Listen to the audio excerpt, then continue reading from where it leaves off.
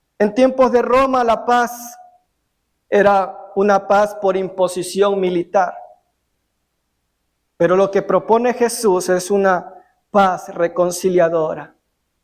Ser hijos de Dios implica imitar al príncipe de paz. Amén. Bienaventurados los que padecen persecución por causa de la justicia, porque de ellos es el reino de los cielos. Bienaventurados sois cuando por mi causa os vituperen y os persigan y digan toda clase de mal contra vosotros mintiendo. Gozaos y alegraos, porque vuestro galardón es grande en los cielos, porque así persiguieron a los profetas que fueron antes de vosotros. Aquí se refiere a sufrir rechazo, burlas, injusticias, marginación, incluso violencia. No por haber hecho algo malo, sino por vivir de acuerdo con la voluntad de Dios.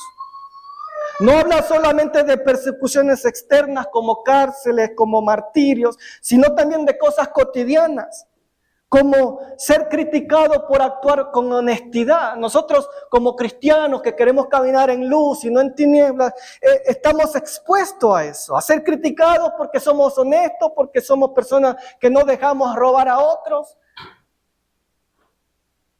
Somos expuestos también a ser excluidos por defender la verdad. Ser ridiculizados por vivir de la fe o por hacer lo correcto.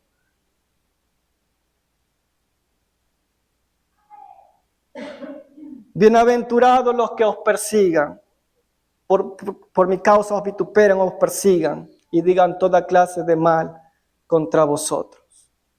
Son bienaventurados si por la causa del Señor nos vituperen y nos persigan. Y nos digan, ay, ¿tú qué te crees? ¿Tú te crees la santa? ¿Tú te crees el santo? Vituperaciones. Por causa de la justicia, esto es clave. Jesús no dice que cualquier sufrimiento sea bendito, sino que Jesús dice, el que sufre por la justicia. El que sufre por la justicia, no por la injusticia. Justicia significa vivir conforme a Dios, defender el bien y la verdad, defender el amor del Señor, actuar rectamente aunque tenga un costo. Porque de ellos es el reino de los cielos. Esta promesa es enorme. El reino de los cielos no es algo solamente futuro, también es estar en la presencia del Señor, en comunión con Él. La certeza de que Dios no abandona a quien sufre por el bien. Curiosamente, esta bienaventuranza repite la misma promesa que la primera. ¿Cuál era la promesa de la primera?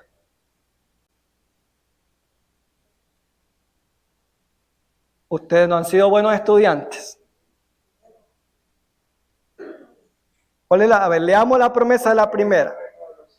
Porque de ellos es el reino de los cielos. Es como que si Jesús está cerrando un círculo. Un círculo. Quien vive las bienaventuranzas hasta el final, incluso cuando duele, ya pertenece al reino de los cielos. El sufrimiento por Cristo es evidencia que tú perteneces al reino de los cielos. Si te vituperan, si te insultan por ser cristiano, es porque perteneces al reino de los cielos. Los apóstoles en Hechos capítulo 5, versículo 41, salieron gozosos por ser dignos de padecer situaciones de persecución y por padecer afrenta, dice ahí, y ellos salieron de la presencia del concilio gozosos de haber sido tenidos por dignos de padecer afrenta por causa del nombre del Señor. El Señor nos mira con compasión. Y Él quiere que entendamos algo, que aunque vivamos adversidades y necesidades, Él nos consuela. El rechazo, cualquier cosa que podamos padecer por amor a Cristo, tiene su recompensa en el cielo. Aunque la palabra del Señor a veces es dura, es difícil de cumplirla para todos nosotros, el Señor nos dice: yo estaré con ustedes y les doy mi gracia. Yo estoy con ustedes. Seamos hombres y mujeres que amamos al Señor sobre todas las cosas. Seamos hombres y mujeres que, a pesar de lo duro que es el Evangelio, nos paramos firmes frente a las adversidades, porque hay un Dios que nos consuela. Hay un Dios que está a nuestro lado. Bienaventurados, bienaventurados son aquellos que padecen por amor a Cristo. Amén. Ponte de pie, iglesia.